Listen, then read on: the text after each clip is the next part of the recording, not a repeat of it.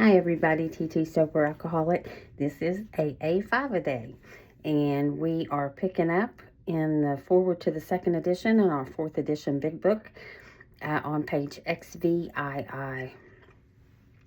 Hence, the two men set to work almost frantically upon alcoholics arriving in the ward of the Akron City Hospital, the two men being Dr. Bob and Bill W., the co-founders of AA. This is after Bill W. carried the message to Dr. Bob, and now they're carrying it together to other people. Their first case, a desperate one, recovered immediately and became AA number 3. He never had another drink. This work at Akron continued through the summer of 1935.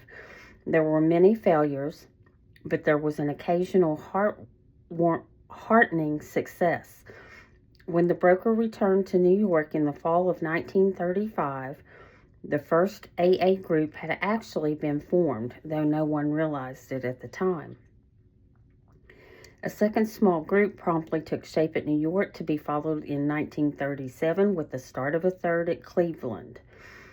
Besides these, there were scattered alcoholics who had picked up the basic ideas in Akron or New York, who were trying to form groups in other cities. By late 1937, the number of members having substantial sobriety time behind them was sufficient to convince the membership that a new light had entered in the dark world of the alcoholic. It was now time the struggling groups thought to place their message and unique experience before the world. This determination bore fruit in the spring of 1939 by the publication of this volume. The membership had reached about 100 men and women. The fledgling society, which had been nameless, now began to be called Alcoholics Anonymous from the title of its own book. The flying blind period ended, and AA entered a new phase of its pioneering time. With the appearance of the new book, a great deal began to happen. Harry Emerson Fosdick, the noted clergyman, reviewed it with approval. In the fall of 1939, Fulton Owsler, then editor of Liberty, printed a piece in his magazine called Alcoholics and God. This brought a rush of 800 frantic inquiries into the little New York office, which meanwhile had been established. Each inquiry was painstakingly answered. Pamphlets and books were sent out. Businessmen traveling out of existing groups were referred to these prospective newcomers. New groups started up, and it was found, to the astonishment of everyone, that AA's message could be transmitted in the mail as well as by word of mouth. By the end of 1939, it was estimated that 800 alcoholics were on their way to recovery. And so I want to stop right there today just to encourage you and let you know, if they could carry the message in 1939 by mail and word of mouth, surely to goodness we can do it in 2026 on the internet.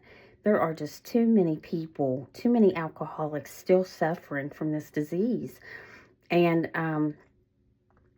there are too many ways that people can get the message today. Meetings are vital. They're so important.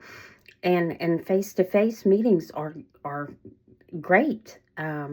But it's not the only way to find a meeting today. It is not the only format in which the message can be carried. And that's what we need to keep in mind. The fellowship are the meetings.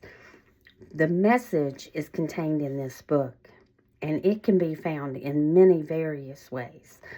And so I encourage you, no matter what format it is, help the suffering alcoholic to hear the message of AA. It's life-saving. So I'd like to invite you this evening to AA Providence Point. We are on the intergroup or the Everything AA app, and you can go to aaprovidencepoint.org to find us. So we invite you to a meeting at 11 Eastern Time.